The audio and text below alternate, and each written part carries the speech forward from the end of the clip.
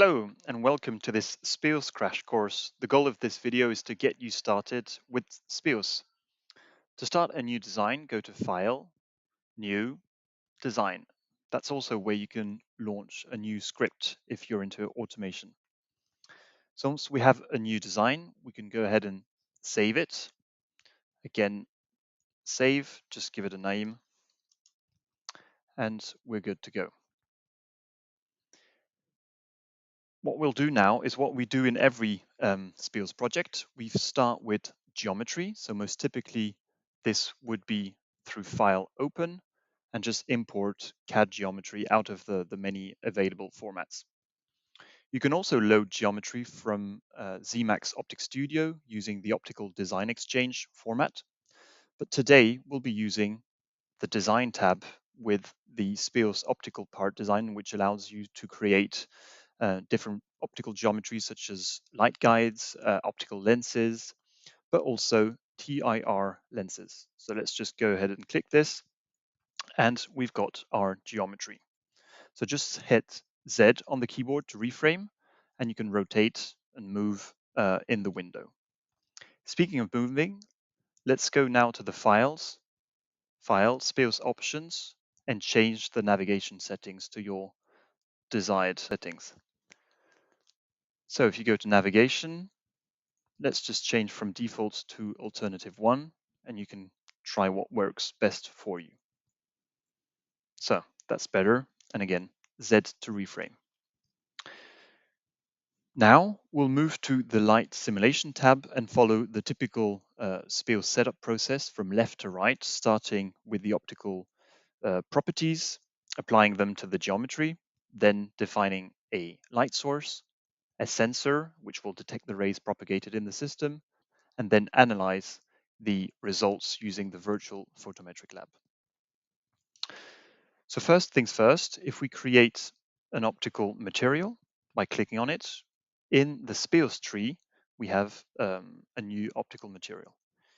The selection button is by default activated, so we now need to link a geometry to this optical property. So let's select it in the 3D view, and don't forget to validate using the green button at the top left side of the 3D view.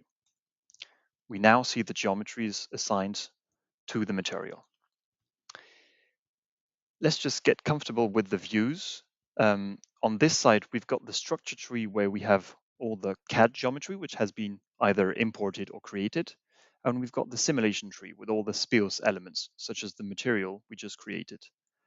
Let's go ahead and drag and drop this panel out of this zone and put it on the other side of the screen to make the layout easier to understand. Select the simulation panel from the bottom, not from the top, otherwise you'll be dragging everything out here. So simulation, just drag it out and drop it in one of the predefined zones here. I'll do the same down here with the definition panel by dragging it out and putting it in the bottom side of the cross here on the right side. That's my preferred view. Of course, you can customize yours. So just coming back to our material, we assigned it to our geometry. Let's check the definition of this.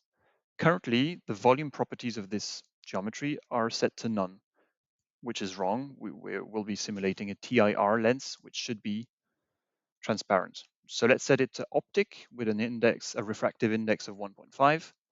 But we could set it to a more advanced material using the library files, but also plugins to import optical properties from the Ansys photonic simulation and design software Lumerical.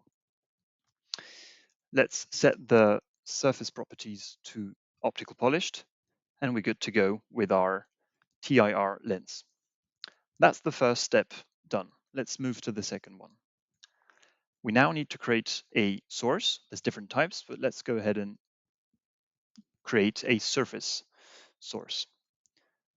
This source requires as an input a surface, which we are currently missing down here.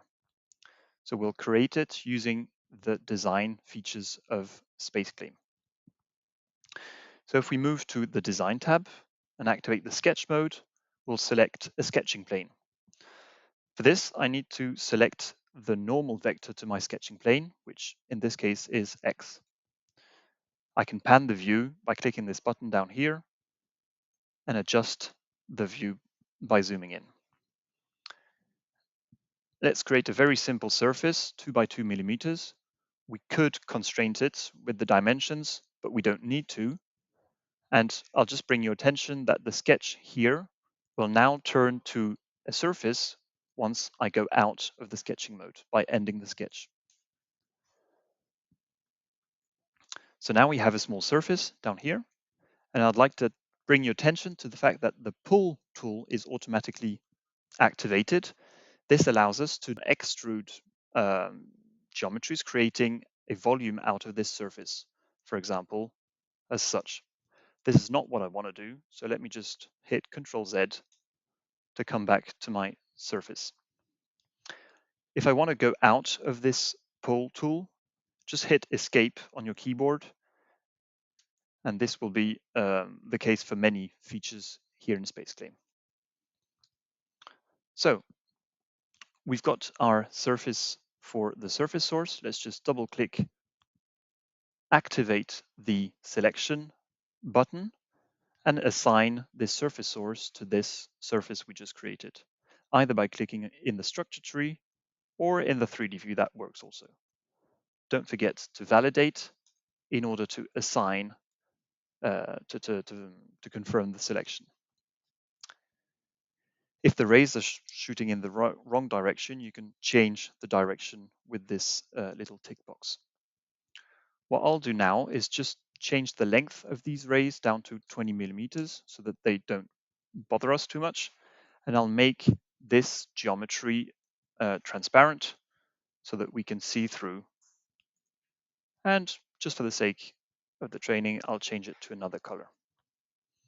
Right, coming back to our light simulation tab, that's our first two elements checked: optical properties and surface source. Before moving on, I'll also create an optical property for my surface. Otherwise, the simulation will throw an error. So I'll just select the surface here, assign it to the second material, as you can see, and I can just set it to 0% mirror, which means absorbent, so that we're not bothered by these rays.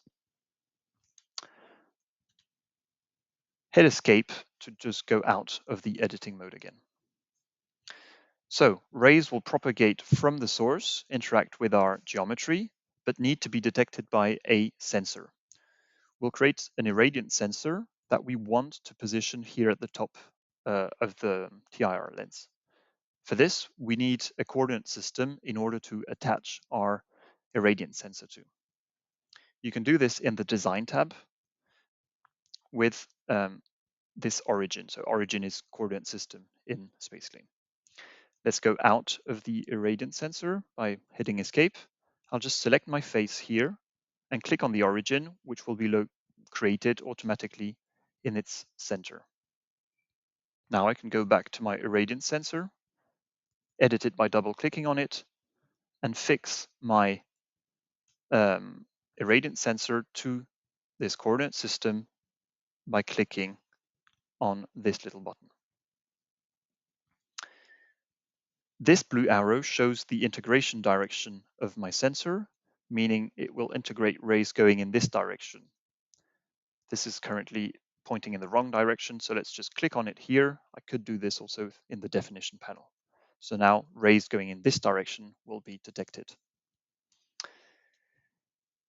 Let's hit Escape again to go out of the editing. And now my sensor is attached to the origin.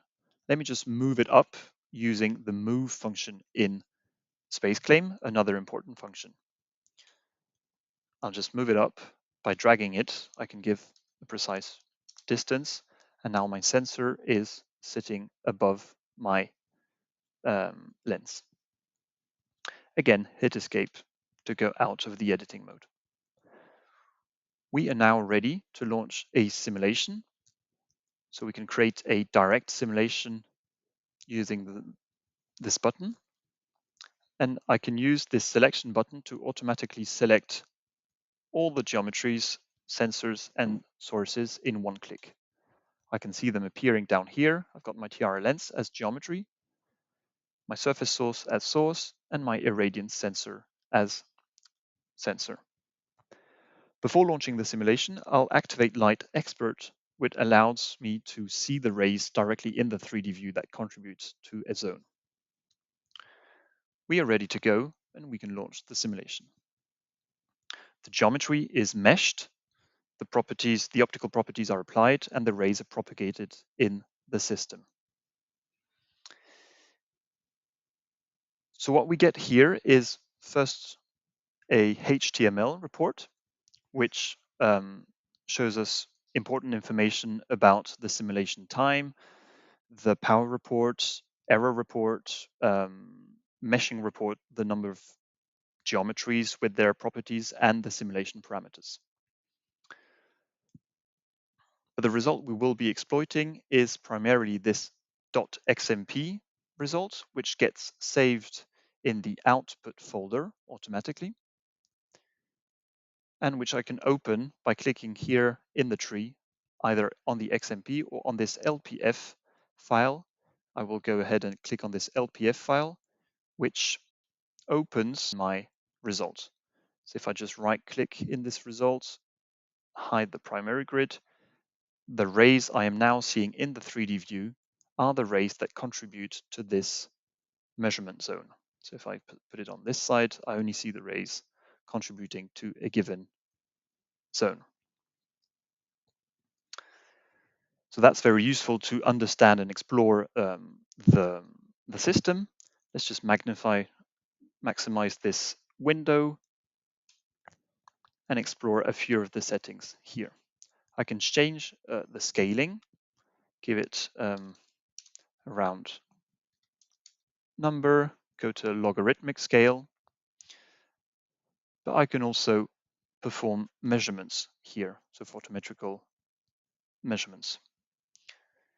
I'm currently measuring this area, which is rectangle, but I can add different zones and change the type, such as, for example, measuring the irradiance along this line.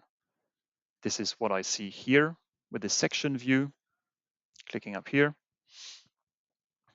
And that's the section view of my system. And with this concludes our first little video. We have created a system in Speos and will continue with irradiance rendering.